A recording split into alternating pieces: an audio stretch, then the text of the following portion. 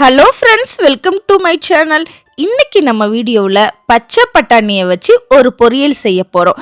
நம்ம நிறையா பொரியல் செஞ்சிருப்போம். ஆனால் ரொம்ப ரொம்ப டிஃப்ரெண்ட்டாக ஒரு பொரியல் செய்யணும் அப்படின்னு நீங்கள் நினச்சிங்கன்னா உங்கள்கிட்ட பச்சை பட்டாணி இருக்கா, டக்குன்னு இந்த மாதிரி செஞ்சு அசத்துங்க. சூப்பராக இருக்கும், டேஸ்ட்டு வேறு லெவலில் இருக்கும். வாங்க எப்படி செய்யுதுன்னு பார்க்கலாம். இந்த பச்சை பட்டாணி மசாலா செய்கிறதுக்கு தேவையான ஐட்டம்ஸ்லாம் இதுதான், நோட் பண்ணிக்கோங்க. ஃபஸ்ட்டே நம்ம பச்சை பட்டாணிக்கு தேங்காய் பூ அரைக்க போகிறோம். கொஞ்சம் டிஃப்ரெண்ட்டாக 3 டேபிள் ஸ்பூன் தேங்காய் எடுத்துக்கோங்க. 1 டீஸ்பூன் சோம்பு எடுத்துக்கோங்க. ஒரே ஒரு பச்சை மிளகாய், சூப்பரான ஃப்ளேவராக இருக்கும். இதெல்லாம் தண்ணி ஊற்றாமல் அரைச்சிக்கோங்க. இந்த பச்சை பட்டாணி மசாலா செய்கிறதுக்கு ஒரு பேன் எடுத்துக்கோங்க. அதில் தேவையான அளவு எண்ணெய் சேர்த்துக்கோங்க. எண்ணெய் காய்ச்சதுக்கு அப்புறமா 1/2 டீஸ்பூன் கடு உளுந்து சேர்த்துக்கோங்க. கடு உளுந்து நல்லா பொரியணும். பொரிஞ்சதுக்கு அப்புறமா 1/2 டீஸ்பூன் அளவு ஜீரகம் சேர்த்துக்கோங்க. இப்போ இதுவும் நல்லா பொரியட்டும். அப்புறம் குட்டியாக கட் பண்ணி வச்சிருக்கிற வெங்காயம் சேர்த்துக்கோங்க. வெங்காயம் நல்லா வதங்கணும், வதங்கி கோல்டன் ப்ரௌன் கலராக வரணும். ஸோ அது அளவுக்கு நீங்கள் நல்லா வதக்கிக்கோங்க.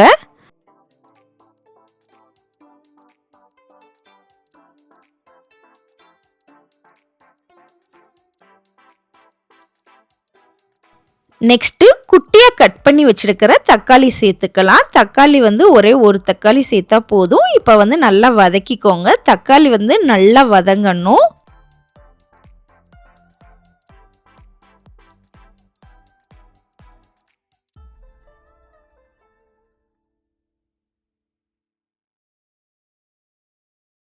தக்காளியை நல்லா இந்த மாதிரி எண்ணெய் பிரிய வதக்கிக்கோங்க. நல்லா எண்ணெய் பிரிஞ்சு வர்றப்போ ஒரே ஒரு டேபிள் ஸ்பூன் அளவு இஞ்சி பூண்டு பேஸ்ட்டு சேர்த்துக்கோங்க. இஞ்சி பூண்டு பேஸ்ட்டு நல்லா பச்சை வாசனை போகிற வரைக்கும் நல்லா வதக்கிக்கோங்க.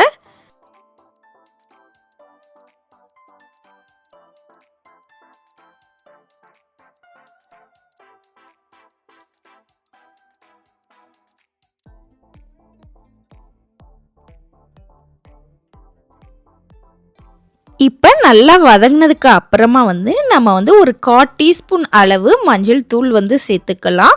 1 டீஸ்பூன் மிளகாய் தூள் சேர்த்துக்கோங்க. அப்புறம் 1 டீஸ்பூன் அளவு மல்லித்தூள் சேர்த்துக்கோங்க. அப்புறம் உங்கள் டேஸ்ட்டுக்கு தேவையான அளவு நீங்கள் உப்பு சேர்த்துக்கலாம். இப்போ இது எல்லாத்தையுமே நல்லா மிக்ஸ் பண்ணிடுங்க.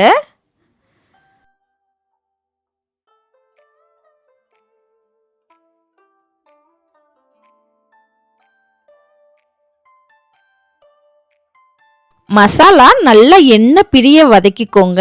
நல்லா எண்ணெய் பிரிய வதங்கினாதான் சூப்பர் டேஸ்ட்டாக இருக்கும். நல்லா இப்போ எண்ணெய் பிரிஞ்சிடுச்சு.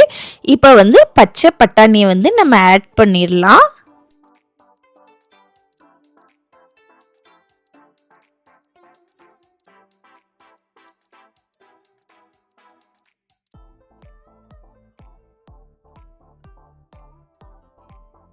இப்போ பச்சை பட்டாணியை நல்லா இந்த மசாலாவோட நல்லா மிக்ஸ் பண்ணிடுங்க.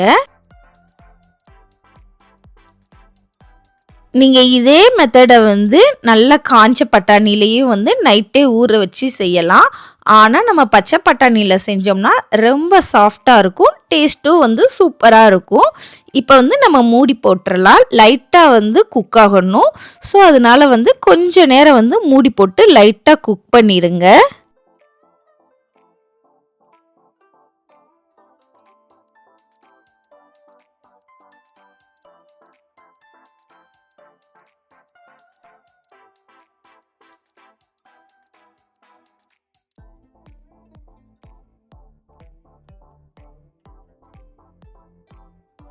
இப்போ கொஞ்சமாக நம்ம தண்ணி சேர்த்துக்கலாம். ஏன்னா பச்சை பட்டாணி குக் ஆகணும். ஸோ கொஞ்சமாக தண்ணி சேர்த்து லைட்டாக மிக்ஸ் பண்ணிடுங்க.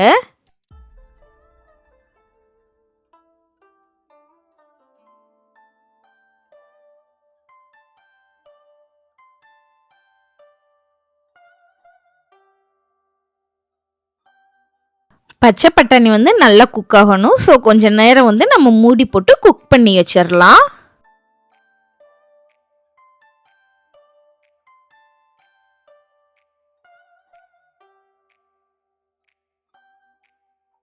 இப்போ பச்சை பட்டாணி மசாலா வந்து ரெடி ஆயிடுச்சு. நம்ம ஊற்றின தண்ணி எல்லாமே வற்றி சூப்பராக எண்ணெய் பிரிய நல்ல பச்சை பட்டாணி மசாலா வந்து ரெடி ஆயிடுச்சு. இப்போ வந்து நம்ம தேங்காய் பூ வந்து சேர்க்க போகிறோம். நம்ம ஏற்கனவே ஃபஸ்ட்டே வந்து நம்ம அரைச்சி வச்சுருக்கிற தேங்காய், சோம்பு, ஒரு மிளகாய் இது எல்லாத்தையுமே இந்த மாதிரி தண்ணி ஊற்றாமல் அரைச்சி வச்சுருந்தோம்ல, ஸோ அதையும் வந்து இதில் வந்து நம்ம ஆட் பண்ணிக்கலாம். இந்த பச்சை பட்டாணி மசாலா வந்து நம்ம வந்து தேங்காய் பூ சேர்க்காமையே வந்து சூப்பர் டேஸ்ட்டாக இருக்கும். அதனால் இந்த தேங்காய் பூ இது எல்லாமே சேர்த்ததுக்கப்புறம் இன்னமும் வந்து டேஸ்ட் வந்து வேறு லெவலில் இருக்கும். அவ்வளோதான். இப்போ இது எல்லாத்தையுமே வந்து நல்லா மிக்ஸ் பண்ணிடுங்க.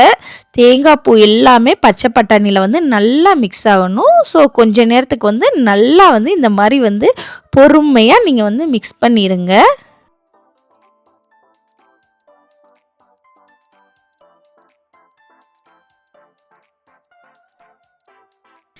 இன்னமும் நம்ம டேஸ்ட்டை வந்து அதிகப்படுத்துறதுக்கு ஒரு அரை டீஸ்பூன் அளவு கரம் மசாலா சேர்த்துக்கோங்க. இன்னமும் டேஸ்ட்டு வந்து சூப்பராக இருக்கும்.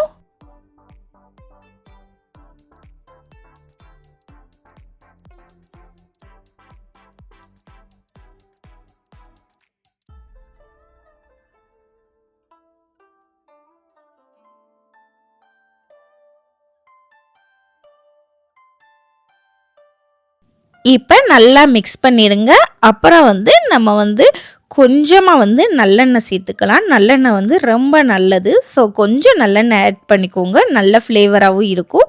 ஸோ இப்போ இதையும் வந்து நல்லா மிக்ஸ் பண்ணிடுங்க. அவ்வளவுதான், சூப்பரான பச்சை பட்டாணி மசாலா வந்து ரெடி ஆயிடுச்சு. நீங்கள் வந்து இதை கண்டிப்பாக வந்து ட்ரை பண்ணி பாருங்கள். உங்கள் எல்லாருக்குமே ரொம்ப ரொம்ப பிடிக்கும். அப்புறம் இந்த ரெசிபி எங்கே இருக்குன்னு நீங்கள் கண்டிப்பாக தேடி தேடி பார்ப்பீங்க. டேஸ்ட்டு வந்து சூப்பராக இருக்கும். இப்போ இதை வந்து ஒரு பவுலில் மாற்றிடலாம்.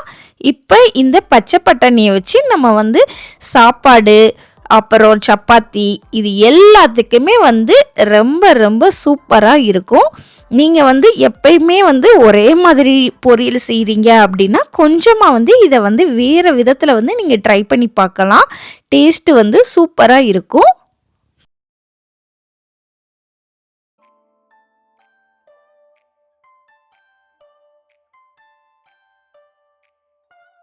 உங்களுக்கு என்னோட வீடியோ பிடிச்சிருந்துச்சுன்னா மறக்காமல் நம்ம சேனலை வந்து சப்ஸ்கிரைப் பண்ணிடுங்க. அப்புறம் லைக் பண்ணுங்கள். உங்கள் ஃப்ரெண்ட்ஸுக்கும் வந்து ஷேர் பண்ணிடுங்க. நெக்ஸ்ட் வீடியோவில் பார்க்கலாம். பை.